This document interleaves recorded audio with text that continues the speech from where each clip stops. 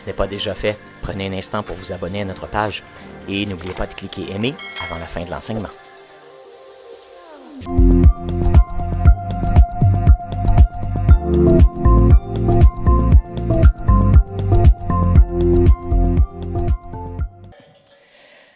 Ah là là, hey, ce matin, je suis content de pouvoir apporter la deuxième partie de cette prédication que j'ai commencée il y a 3 semaines peut-être déjà.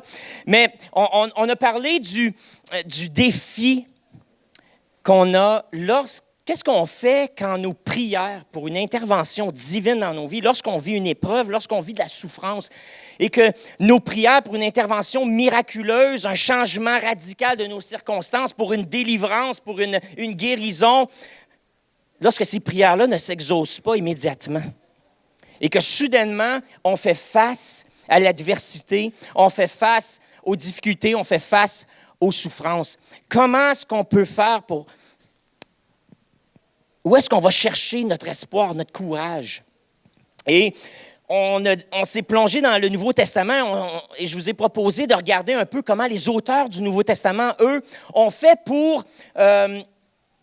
gérer ou quel sens ils ont donné à ces expériences de souffrance pour pouvoir se donner le courage et la persévérance qu'ils ont besoin pour endurer l'épreuve.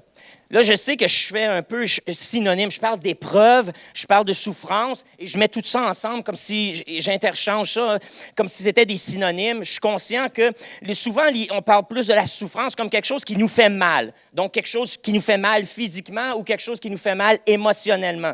Donc, la souffrance a cette idée de douleur qu'on porte, qu'on doit endurer. On parle de l'épreuve.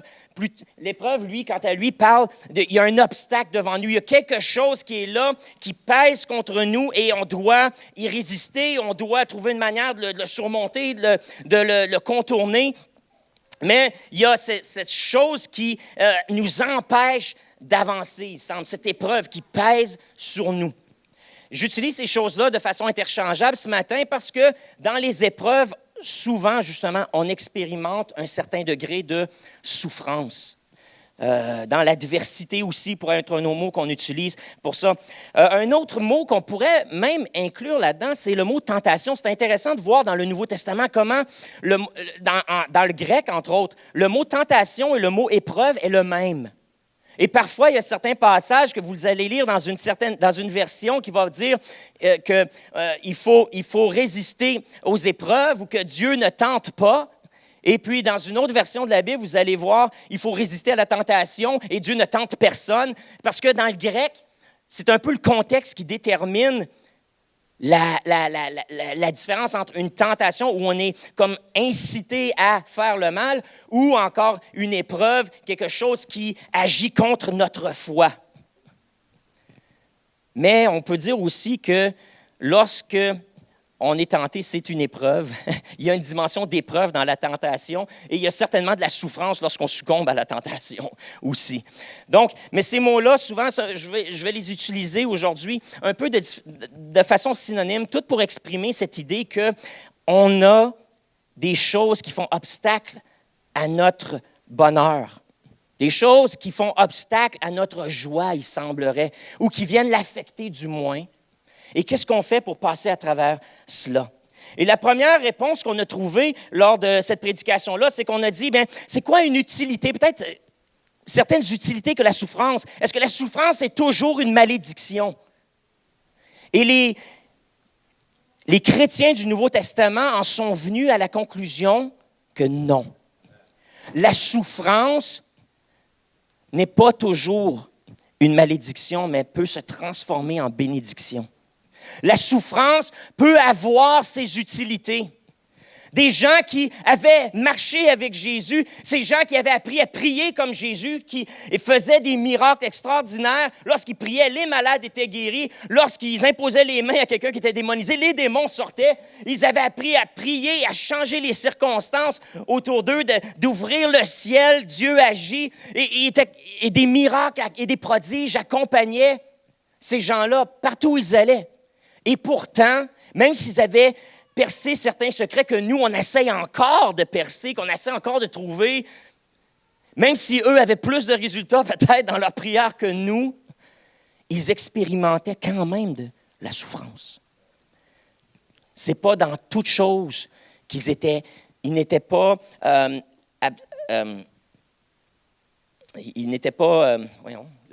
immunisés contre la souffrance, effectivement.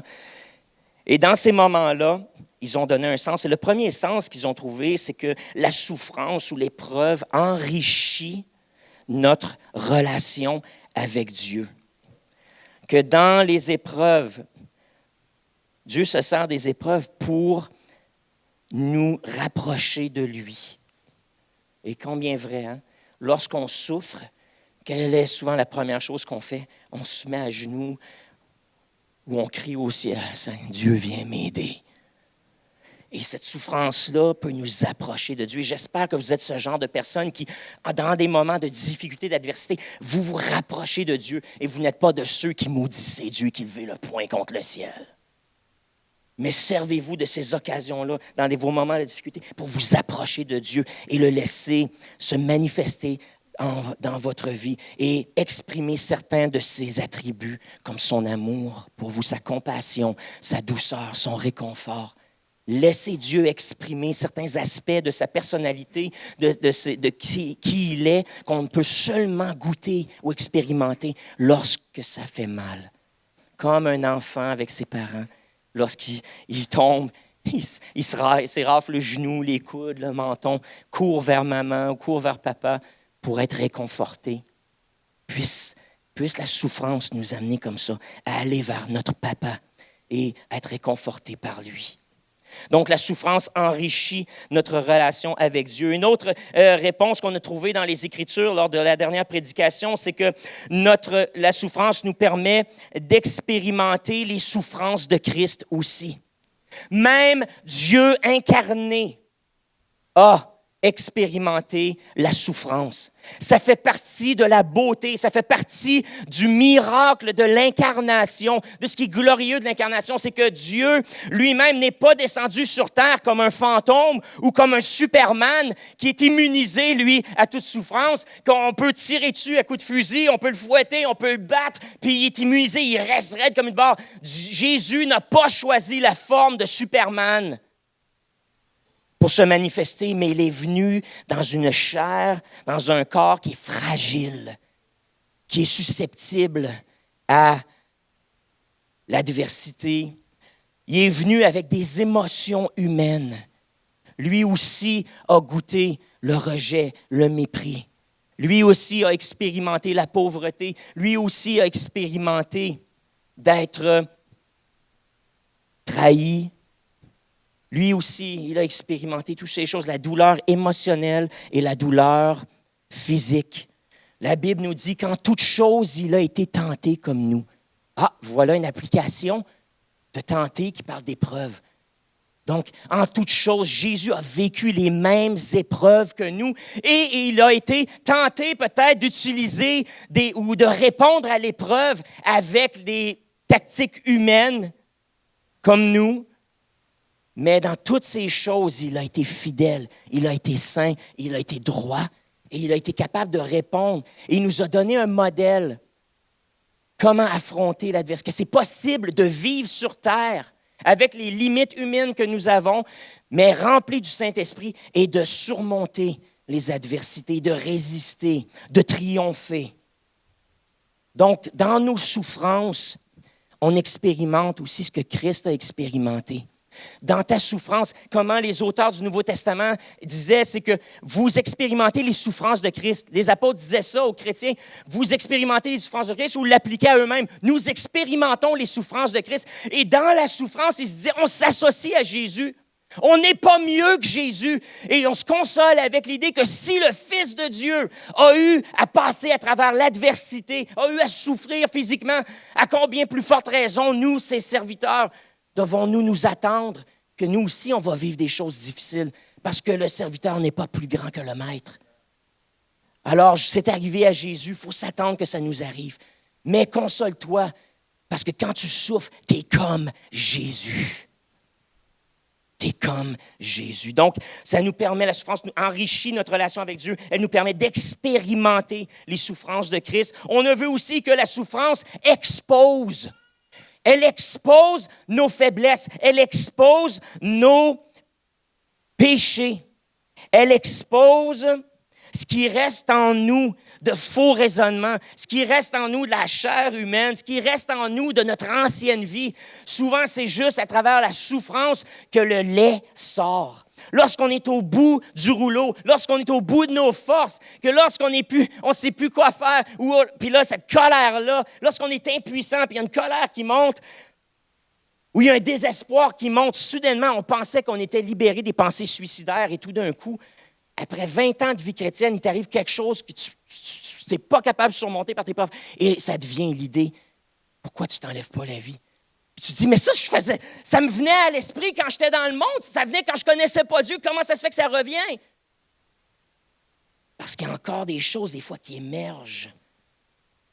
On pensait que c'était réglé, mais c'est juste lorsque la pression, l'adversité est là, elle pousse sur toi et que tu es pris de droite à gauche, devant, derrière, tu sais plus comment. Puis cette pression-là s'exerce sur toi, ça fait remonter le méchant.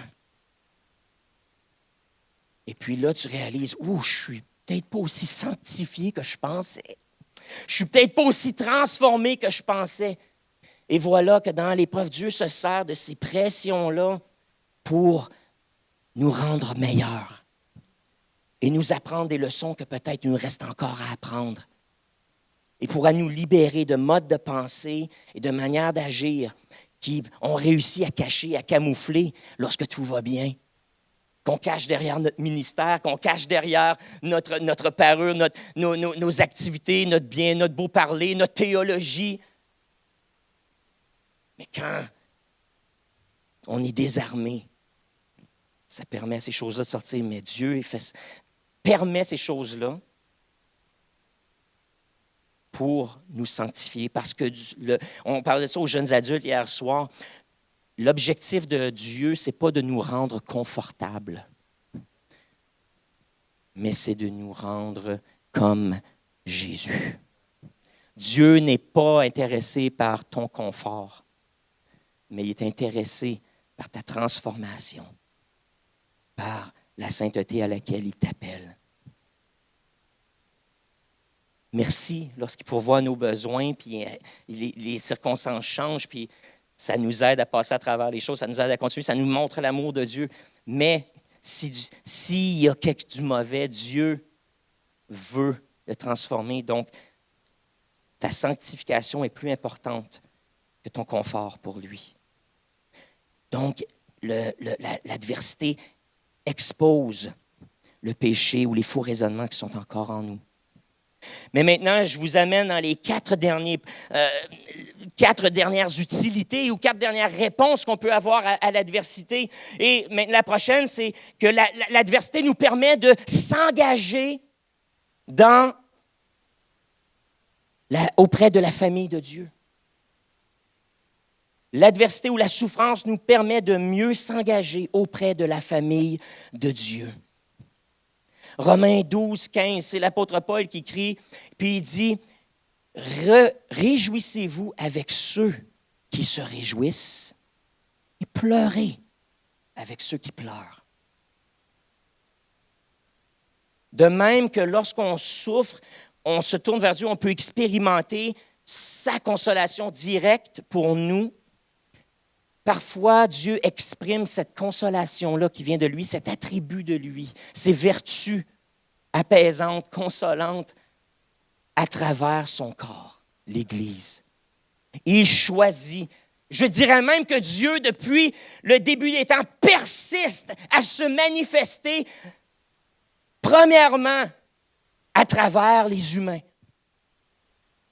Et surtout, en cette ère, depuis sa venue sur terre, lorsqu'il a inauguré son royaume, il choisit de se manifester à travers son Église, vous et moi. C'est la façon première qu'il choisit de le faire. Et c'est pourquoi Paul dit « Réjouissez-vous avec ceux qui se réjouissent ». Dans 1 Corinthiens, l'apôtre Paul, encore une fois, dit « En fait, Dieu a disposé le corps de manière à donner plus d'honneur à ce qui en manquait. » Il parle du corps humain ici. Puis ensuite, pour qu'il n'y ait pas de division dans le corps. Mais, puis là, il fait un parallèle avec le corps de Christ, qui est l'Église. Mais que toutes les parties du corps s'inquiètent de la même façon les unes pour les autres. Que toutes les parties du corps, nous sommes différentes parties du corps. Et Paul dit, c'est important, c'est essentiel que les parties du corps qui vont bien s'inquiètent pour celles qui ne vont pas bien. Et si une partie du corps souffre, toutes les autres souffrent avec elle. Si une partie du corps est glorifiée, toutes les autres se réjouissent avec elle. Vous êtes le corps de Christ. Vous en faites partie, chacun pour sa part. Alors Paul dit, ça devrait être comme ça, de la même manière que si je me cogne la petite orteille sur le bord du cadrage de porte, tout le corps a mal. C'est intéressant, on se cogne là, puis ça monte direct au cerveau, puis après ça, le cerveau lance le signal à tout le corps, puis aïe, aïe, surtout à la bouche. Et on réagit. Et là, soudainement, la main s'en vient à la rescousse de l'orteil, puis on masse l'orteil. La bouche laisse sortir la colère, laisse sortir l'émotion, l'énergie qui vient de ça. Ensuite de ça, là, les jambes, on se dépêche, on s'en va au frigidaire, on trouve de la glace, puis là, on met de la glace là-dessus. Puis tout le corps coopère pour intervenir auprès de la partie qui fait mal. Ça devrait être comme ça dans l'Église. Quand il y en a un qui a mal, il devrait avoir une mobilisation du corps pour venir en aide, soutenir celles qui souffrent. Et cette mobilisation-là peut seulement s'expérimenter lorsqu'il y a de la souffrance, lorsqu'il y a de l'épreuve. C'est une manifestation du corps de Christ qui peut seulement s'exprimer quand ça va mal. Et s'il n'y a pas d'adversité, s'il n'y a pas de souffrance, on ne peut pas expérimenter cette coopération-là et cette consolation-là du corps de Christ. La souffrance est le déclencheur de cette vertu. Sans souffrance, bien, tout va bien. On n'a pas vraiment besoin des uns des autres. Sans épreuve, on n'a pas besoin des uns des autres. Tout va bien. Fait qu'on chante des louanges, puis on loue ensemble, mais on n'expérimente pas ce soutien mutuel qu'on peut avoir seulement lorsqu'on vit de l'adversité. Mais la souffrance nous permet de s'engager auprès de la famille de Dieu, nous donne un motif d'agir et de se soutenir les uns les autres. Alors la question que je te pose aujourd'hui, c'est qui souffre autour de toi aujourd'hui et à qui tu peux apporter ton soutien? Qui souffre autour de toi, à qui tu peux mobiliser tes ressources et tes amis afin de soulager la souffrance, alléger le fardeau d'un frère ou d'une sœur, d'une famille que tu connais.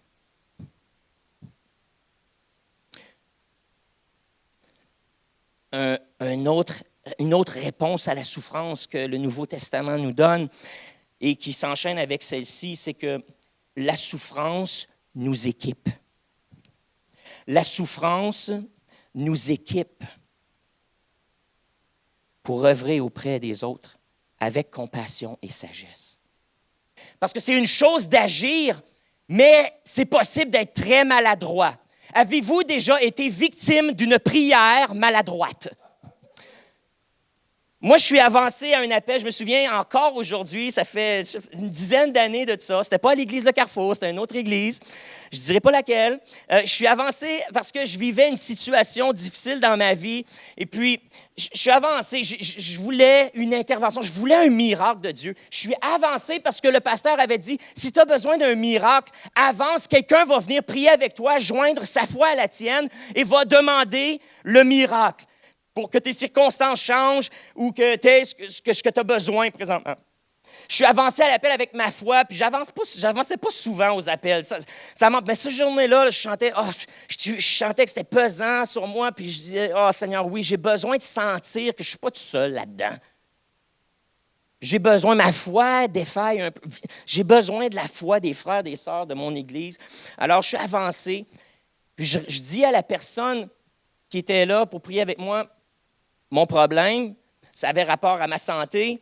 Et puis, soudainement, la personne se met à me donner des conseils sur des vitamines à prendre. Et puis, il me pose la question, est-ce que j'avais exploré certaines alternatives autres que la prière pour m'aider à surmonter ça? J'étais frustré. J'étais à l'avant à la prière et j'étais fâché. Parce que la réponse, c'est oui. Penses-tu que je n'ai pas exploré toutes les alternatives possibles pour essayer de surmonter mon problème? Penses-tu que je n'ai pas lu des articles là-dessus? Penses-tu que je n'ai pas consulté le médecin? Penses-tu que je n'ai pas fait ci, je n'ai pas fait ça? Voyons donc, prends-tu pour un cave? Une expression québécoise pour nos nouveaux arrivants. Un cave veut dire simplement quelqu'un qui manque d'intelligence, tout simplement. Alors, puis j'étais fâché. Là, j'ai dit, est-ce qu'on peut juste prier? Là, la personne a prié, mais tu sais quoi? Sa prière était sans effet. Parce que je ne chantais pas, je n'avais pas expérimenté la compassion, je n'avais pas expérimenté d'empathie. En fait, je l'avais expérimenté un peu de jugement à travers ça. Tu as déjà été victime d'une prière comme ça? Ou d'une action où quelqu'un vient dire des platitudes lorsque tu es en milieu de ta souffrance, puis tu arrives avec des platitudes et des réponses plates. Parce que lorsqu'on souffre, nous, dans 2 Corinthiens, Paul dit ceci, parce que c'est dans le contexte, Paul lui-même vient d'expérimenter beaucoup de souffrances, il vient d'expérimenter toutes sortes d'adversités dans sa vie, et sa vie est encore menacée, mais pendant ce temps-là, il écrit à l'Église de Corinthe, une église qu'il avait fondée, puis il dit « Béni soit le Dieu et le Père de notre Seigneur Jésus-Christ, le Père de toute consolation et le Dieu d'encouragement. Lui qui nous encourage dans toutes nos détresses, afin que par l'encouragement que nous recevons nous-mêmes de Dieu, nous puissions ensuite encourager ceux qui sont dans toutes sortes de détresse. » Et lorsque toi, tu as souffert de quelque chose, tu es sensible à ceux qui expérimentent une souffrance semblable. 2 Corinthiens, chapitre 1, les versets 3 et 4. Il y a quelque chose quand on passe à travers des temps difficiles, puis que tu vois quelqu'un qui vit, ou tu entends parler de quelqu'un qui vit quelque chose de semblable, qui nous pousse à l'action, de vouloir agir, mais de le faire pas avec du jugement, justement. Ça nous équipe de compassion, de compréhension. Ça nous donne une sagesse parce que nous, on le sait, qu'est-ce que certaines personnes ont prié pour nous, ou qu'est-ce que certains conseils qu'ils nous ont donnés, puis des choses qui nous ont fait mal ou qui nous ont découragés ou qui n'ont pas aidé du tout. Puis tu sais, dans un moment de détresse, ce n'est pas nécessairement des solutions que tu cherches. Parfois, tu cherches juste une épaule sur laquelle pleurer. Parfois, ce que tu as besoin le plus, c'est quelqu'un qui dit « Je te comprends, viens ici », puis il te prend dans tes bras. Des fois, c'est ça qui fait le plus de bien, puis qui va te donner ce que tu as besoin. Il y a quelqu'un qui est là, puis qui t'épaule, puis tu n'es pas tout seul. Veux-tu me dire, parle-moi-en, parle-moi de ce qui t'est arrivé, parle-moi de ce qui se passe. Vide ton cœur. Quelqu'un qui a passé par là, puis qui va écouter toutes tes frustrations, avec qui tu peux vraiment être honnête. Quelqu'un avec qui tu peux être authentique, puis tu peux le dire, ça me fait chier! Ça m'écoeure! J'ai des doutes! Je me demande si Dieu est vraiment là, puis pourquoi je vis ça? Et parce que la personne a passé à travers, puis probablement qu'elle s'est posé les mêmes questions, puis qu'elle a vécu les mêmes frustrations. Va juste écouter, puis sourire. Tu ne seras pas offusqué parce que tu dis des gros mots, ou parce que ta foi, tu doutes. Quelqu'un avec qui tu n'as pas besoin de faire semblant. La souffrance nous équipe à être un soutien empathique, compatissant et sage pour ceux qui souffrent. Même, la question que je te pose aujourd'hui, c'est comment est-ce que tu peux transformer ta misère et d'en faire ta mission? Comment peux-tu transformer ta misère en ta mission? Il y a une famille sherbrookoise, la famille Walker, qui sont des amis de l'église de Carrefour. Il y a plusieurs années, leur petite fille a été diagnostiquée, Abigail a été diagnostiquée avec une maladie rare. Et lorsque le médecin a regardé les symptômes, fait l'inventaire des symptômes de la petite, il dit « J'ai aucune idée c'est quoi ». Et c'est une maladie, elle souffrait d'une maladie auto-immunitaire. Et les médecins, à ce moment-là, n'avaient aucune idée c'était quoi. Et là, s'est engagée une grande lutte contre la maladie. Non seulement Abigail luttait pour sa vie pendant des années, mais ensuite, même sa famille a lutté avec elle et ont vécu les conséquences parce qu'ils ont dû abandonner du travail. Il y a eu des pertes de revenus, il y a eu des voyages vers des hôpitaux, rencontrer des spécialistes. Il y avait tout le drame, il y avait la peur, il y avait la crainte de perdre leur enfant. Ceux qui ont vécu avec des maladies graves, vous savez que les conséquences ne sont pas juste pour la personne malade ou le patient, mais que le cercle social de cette personne-là, son environnement, souffre avec elle. Souvent d'impuissance, qui est peut-être le pire symptôme. En tout cas, en tant que parent, on peut expérimenter face à la souffrance d'un enfant. Mais à travers cette adversité, la famille Walker, il y a des gens qui se sont mobilisés autour d'eux et qui ont organisé une course, qu'ils ont appelée la course des 1000 pattes, ici à Sherbrooke. Et cette idée que peut-être la cause, le motivateur de cette mobilisation-là, c'est Abigail qui souffre, mais Abigail est la tête, mais en arrière d'elle, il y a des milliers de pattes, comme sur un 1000 pattes, qui la soutient, qui la porte et qui l'aide. Elle n'est pas tout seule là-dedans.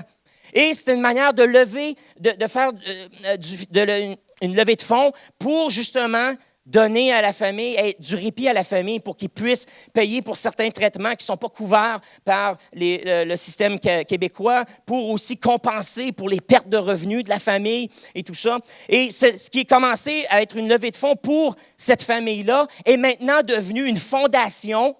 Et à chaque année, à Sherbrooke, on a la course des 1000 pattes qui va avoir lieu en septembre cette année, où des milliers, peut-être des centaines, je ne sais pas, peut-être des milliers aussi, de gens se mobilisent et vont faire courir dans les sentiers du Mont-Bellevue et se font sponsoriser, parrainer pour justement ramasser des fonds pour les familles dont un enfant est aux prises avec une maladie rare. Ils ont pris leur misère et ils l'ont transformée en leur mission. Et aujourd'hui, c'est eux qui sont à la tête de ce mouvement-là, de cette fondation des 1000 pattes. Alors, comment est-ce que toi, tu peux prendre ta misère et la transformer en ta mission? Une autre façon de gérer ou de faire face à l'adversité, c'est que la souffrance nous permet d'exalter l'œuvre de Jésus-Christ en nous et dans les autres. La souffrance nous donne une occasion de démontrer la puissance de Dieu et la bonté de Dieu et la grâce de Dieu, même à travers les épreuves, et de devenir un témoignage de la puissance de Dieu. C'est dans Jean, au chapitre 9, on a cette histoire où il y a un homme qui est là, qui est né aveugle. Et les apôtres posent une question théologique à Jésus. Ils lui demandent, Jésus, est-ce à cause qu'il a péché ou à cause que ses parents ont péché qu'il est aveugle? Parce qu'il y avait à cette époque-là cette idée que lorsque tu es né avec un problème physique, tu avais été jugé ou maudit de Dieu. C'était une conséquence à un mauvais acte. Et donc, eux, c'était la pensée de l'époque, demandent à Jésus, est-ce que c'est à cause de lui-même ou à cause de quelque chose qu'il a fait ou quelque chose que ses parents ont fait qu'il est maudit de la sorte?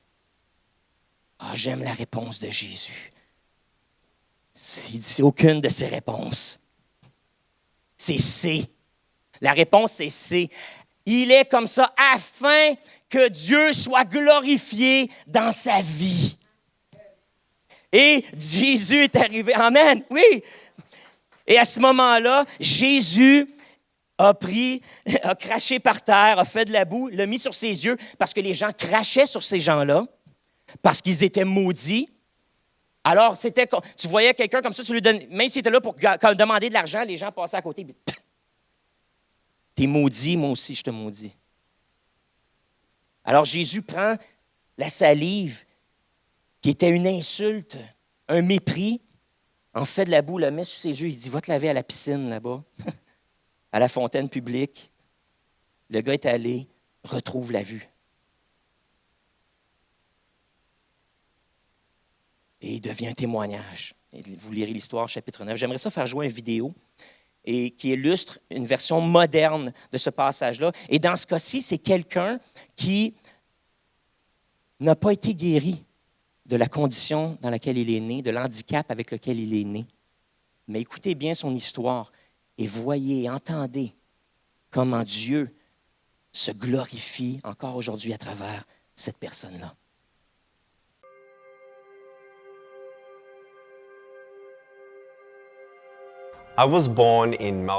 Je suis né à Melbourne, en Australie, en 1982. Et mes parents n'imaginaient absolument pas que je viendrais au monde sans bras ni jambes. Je suis la seule personne sans bras ni jambes que j'ai jamais vue. J'ai cru en Jésus-Christ après avoir lutté pendant 7 ans et demandé à Dieu, pourquoi est-ce que je suis né comme ça ? Il m'a répondu très clairement par un texte dans l'évangile de Jean au chapitre 9. Alors j'ai donné ma vie à Jésus à l'âge de 15 ans, après avoir lu ce passage où il croise la route d'un aveugle. Et attendez une seconde, c'est vraiment intéressant. Personne ne savait pourquoi il était né comme ça. Je me suis dit, parfait, c'est tout moi. Donc j'ai lu dans l'évangile de Jean au chapitre 9 et au verset 3, où Jésus dit que c'est arrivé afin que les œuvres de Dieu soient révélées en lui. Je me suis dit, waouh, Dieu, si tu avais un plan pour l'homme aveugle, tu en as aussi un pour moi. C'était le début de ma relation personnelle avec Jésus. Des groupes de jeunes, des églises ont commencé à me solliciter. Partout, des portes se sont ouvertes pour que je puisse donner mon témoignage. J'ai parlé devant 300 lycéens. Au bout de 3 minutes, la moitié des filles s'étaient mises à pleurer. L'une d'elles, au milieu de la salle, les larmes aux yeux, a levé la main et dit « Je suis vraiment désolée de vous interrompre, mais est-ce que je peux venir pour vous prendre dans mes bras ?» Devant tout le monde, elle s'est avancée et m'a prise dans ses bras. Elle a pleuré sur mon épaule et m'a murmuré à l'oreille. Jamais une personne ne m'a dit qu'elle m'aimait. On ne m'a jamais dit que j'étais merveilleuse comme je suis. Je n'arrivais pas à y croire. Cela a changé ma vie. À cet instant, j'ai compris que Dieu se servait de moi pour lui faire du bien. Ce n'était pas par mes paroles ou par ma force, mais c'était Dieu. Et mon cœur s'est enflammé de passion. C'était vraiment impressionnant de voir une personne transformée pour toujours. Ce jour-là, j'ai su que Dieu m'appelait à annoncer son évangile à travers le monde. Aujourd'hui, ne partez pas d'ici sans changer. Repartez d'ici sans chaîne. Vous ne savez tout simplement pas ce que Dieu peut faire avec des morceaux brisés de votre vie tant que vous ne les lui apportez pas. J'aimerais que vous sachiez que quand vous tombez à terre, la grâce de Dieu est là. Dieu veut étendre sa main et vous relever. Laissez-vous secourir. Durant les 7 premières années de mon ministère, Dieu m'a ouvert des portes qui m'ont conduit à parler 2000 fois dans 44 pays sur 6 continents. Des campus universitaires comptant 40 000 étudiants en Chine, en passant par l'Inde, où j'ai parlé à des victimes de l'esclavage sexuel, et à une foule de 110 000 personnes réunies dans la jungle. Puis l'Indonésie et l'Asie du Sud-Est, la Colombie et le Costa Rica, où j'ai pris la parole lors de conférences internationales et pu voir les dirigeants consacrer leur pays au Seigneur Jésus. La Corée, où j'ai abordé le thème de la dépression et du suicide devant un public de jeunes, jusqu'en Europe de l'Est et notamment en Serbie, en Slovénie et en Croatie. Et le message d'espérance a pu être aussi annoncé à travers tout le monde arabe. Ça, c'est Dieu. Et nous savons que nous n'en sommes qu'au début. Par la grâce de Dieu, nous avons vu de nos yeux un demi-million de personnes dire oui à Jésus et être mises en contact avec une église locale. Aussi fou que cela puisse paraître, avec notre association Life Without Limbs, nous avons pour but de prêcher à chaque personne de la planète, 7 milliards de personnes. Nous croyons qu'il est possible d'atteindre ce but, car le Saint-Esprit est en train de réunir des personnes souhaitant s'engager et nous soutenir dans notre envoi pour accomplir cette mission.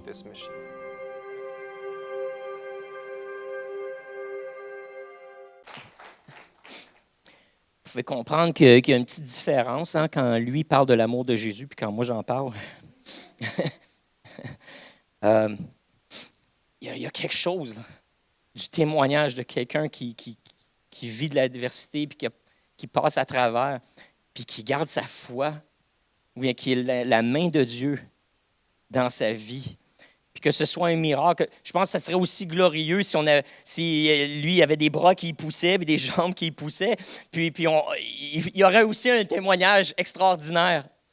Mais ce qui est beau, c'est que même sans ce miracle-là, sa vie est un miracle.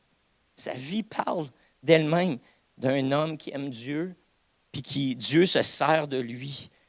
Alors, on peut comprendre que peu importe les choses que nous, on vit, là, on peut passer à travers, si Nick peut passer à travers, nous aussi.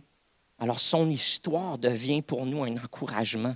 Son histoire devient pour nous une source de force, de courage, de persévérance. Et donne gloire à Dieu qui se sert des humains. C'est un témoignage de l'amour de Dieu, de la grâce de Dieu, même au milieu de l'adversité.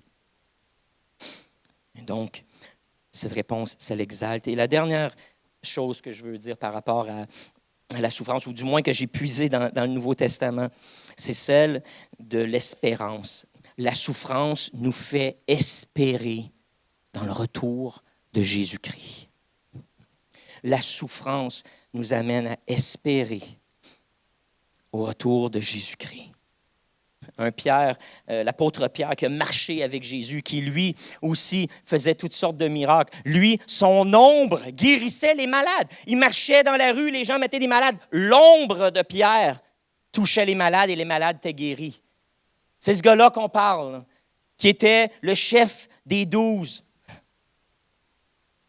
Pierre dit, c'est pourquoi tenez votre esprit en éveil et faites preuve de modération. Mettez toute votre espérance dans la grâce qui vous sera accordée le jour où Jésus-Christ apparaîtra. À qui est-ce qu'il est en train d'écrire? Il est en train d'écrire à une église persécutée. Parce que juste quelques versets plus tôt, il dit, il faut que vous soyez attristés pour un peu de temps par diverses épreuves.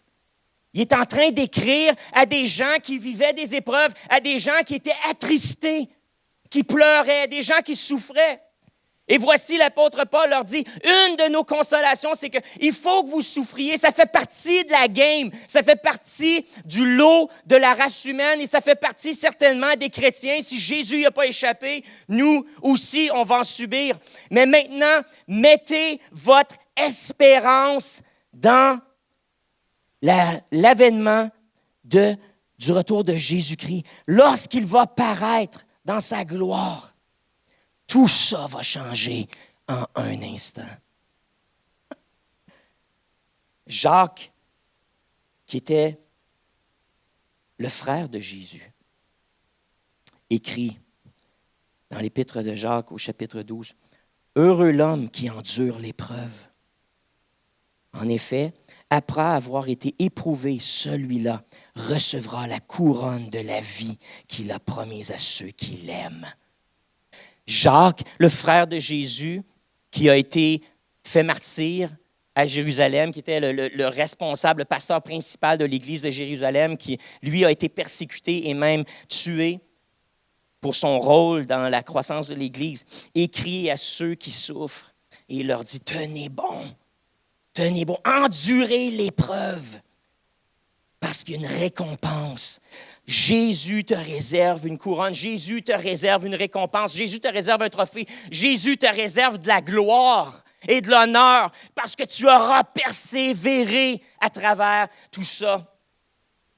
La Bible est remplie de ces histoires. L'Église des Thessaloniciens, dans laquelle on trouve les enseignements peut-être les plus précis sur qu'est-ce qui va se passer par rapport au sujet de l'enlèvement de l'Église, du jugement dernier, comment les morts vont ressusciter, ceux qui sont justes, les chrétiens, pour la vie éternelle, et ceux qui auront rejeté le message de l'Évangile pour être jugés.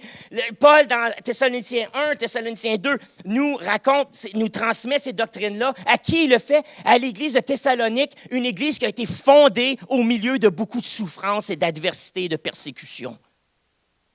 Il se sert du retour de Jésus et de l'espérance de la vie éternelle pour les consoler, les encourager, les motiver à continuer. Il dit, persévérez. Vous savez, je ne veux pas que vous restiez dans l'ignorance par rapport à ce qui va se passer, mais nous, les vivants, on va être amenés, lorsque Jésus va paraître, on va être amenés dans le ciel avec lui, mais pas avant que les morts ressuscitent et soient aussi amenés au ciel. Extraordinaire. Il parle qu'on va se faire donner un nouveau corps. On va être régénérés.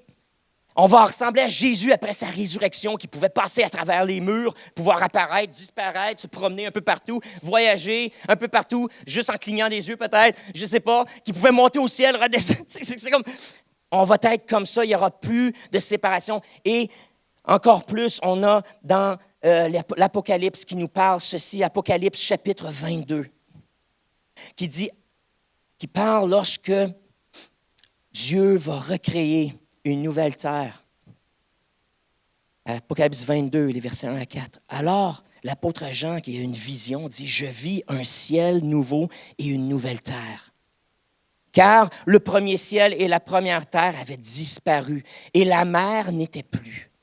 Et je vis descendre du ciel d'auprès de Dieu la ville sainte, la nouvelle Jérusalem, prête comme une mariée qui s'est parée pour son mari. Et j'ai entendu du trône une voix forte qui disait, « La demeure de Dieu est avec les humains.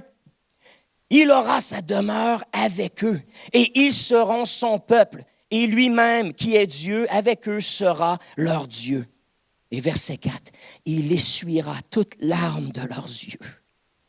La mort n'existera plus. Et il n'y aura plus ni deuil, ni cri, ni douleur, car les premières choses auront disparu. » Frères et sœurs, la souffrance nous rappelle que le ciel n'est pas encore sur la terre. La souffrance nous rappelle qu'il y a quelque chose de mieux. Nous fait désirer, nous fait aspirer, nous donne envie d'être au ciel, nous donne envie d'être avec Jésus, nous donne envie et nous pousse vers l'avant de persévérer parce qu'il s'en vient un jour où il n'y aura plus ni deuil, ni cri, ni douleur, ni souffrance. Toutes ces choses-là vont être passées parce que Dieu va rétablir l'amour, la paix, la justice sur la terre. C'est ce qui nous attend, frères et sœurs. Tenez bon, tenons bon, soyons de ceux. On n'essaye pas de faire notre demeure sur terre. Oui, on fait ce qu'on a à faire pour vivre. Oui, on fait vivre nos familles. Oui, on essaie d'améliorer nos conditions de vie et on contribue certainement. Ça fait partie de notre mission de contribuer à améliorer les conditions de vie au physique, émotionnel et spirituel de la population de la terre. C'est notre rôle de faire du bien comme Jésus le faisait lorsqu'il était sur terre. Je vais inviter l'équipe musicale à revenir pour un dernier chant de victoire. Puis, c'est notre rôle. Et la souffrance nous équipe à bien remplir ce rôle-là. Et les gens ne pourront pas dire, eux sont dans leur petit nuage puis ils comprennent pas. Les chrétiens ne nous comprennent pas. Non, parce que les chrétiens aussi vivent des choses difficiles et on peut être prêt à s'engager et à faire une différence. Mais le but, c'est pas de créer le ciel sur la terre. Jésus va s'occuper de ça quand il va revenir. Et s'il avait voulu le faire, il l'aurait fait lorsqu'il est venu la première fois. Mais il a choisi de manifester un royaume invisible. Mais il vient un jour, lorsqu'il va revenir, où le ciel et la terre vont converger. Et tout ce qui est mauvais va être effacé. Et il va recréer et faire un reset. Et la justice, l'amour, la paix vont régner sur terre et nous régnerons avec lui parce que nous avons persévéré. Alors, présentement, vous êtes en entrevue, frères et sœurs. Vous êtes en stage d'apprentissage. Dieu est en train de vous tester, de voir de quoi vous êtes fait. Il est en train de mettre à l'épreuve votre foi. Et c'est là qu'il est en train de décider qu'est-ce qu'il va pouvoir vous confier dans son nouveau royaume. Êtes-vous des gens solides? Êtes-vous des gens de foi, des gens qui s'accrochent, des persévérants, des combattants? Êtes-vous de ceux qui, malgré les difficultés, ne maudissent pas Dieu, mais qui gardent la foi? Parce que peu importe ce qui se passe, même si mes circonstances ne changeraient pas, je ne maudirai pas Dieu. Je ne tournerai pas mon regard vers Dieu parce que le but ultime de la vie n'est pas d'être sur terre, mais de me rendre dans cette nouvelle terre que Dieu va créer, d'attendre son retour où là, tout va être rendu parfait. C'est ça mon but. Alors, je persévère jusqu'à la fin. Soyons de ceux qui persévèrent. Soyons de ceux qui sont vainqueurs. Soyons de ceux qui, peu importe les difficultés, peu importe les circonstances, peu importe comment ça fait mal, que la vie fait mal, toutes ces choses sont insignifiantes comparées à la gloire qui nous attend. Alléluia. Alléluia. Georgie, levons-nous ensemble, frères et sœurs. Et la question que je te pose, c'est est-ce que tu vis ta vie en fonction de l'éternité ou en fonction de rendre ta existence présente confortable? Est-ce que tu vis vraiment en fonction de l'éternité? En fonction que Jésus revient?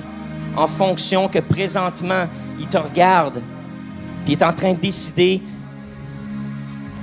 les récompenses qu'il va pouvoir te donner à cause que tu as été ferme, tu as été persévérant, tu as été courageuse.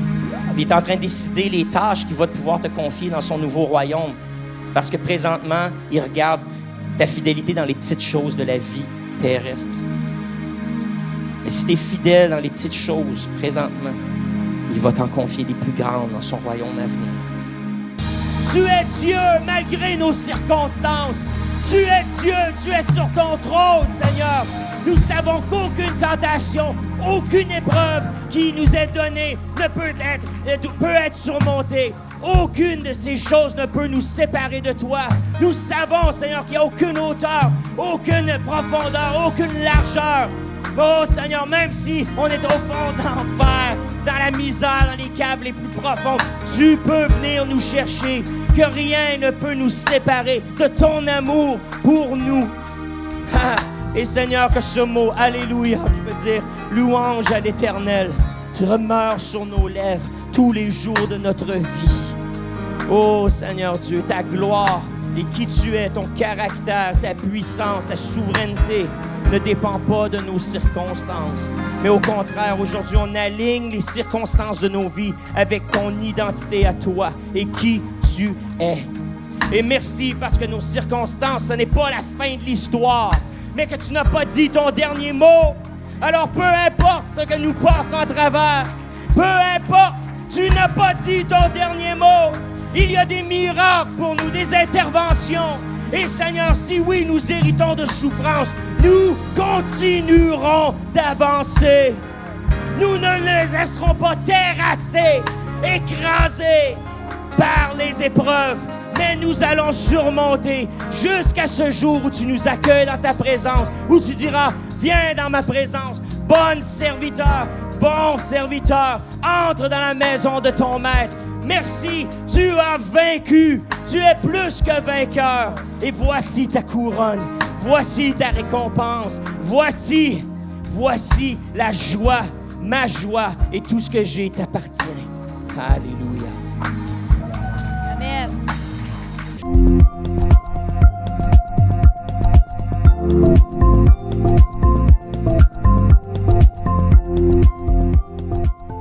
Si ce n'est pas déjà fait, prenez un instant pour vous abonner à notre page et n'oubliez pas de cliquer aimer avant la fin de l'enseignement. Si vous avez besoin de prière ou d'accompagnement spirituel, n'hésitez pas à communiquer avec nous à l'adresse courriel suivante: sos@lecarrefour.org.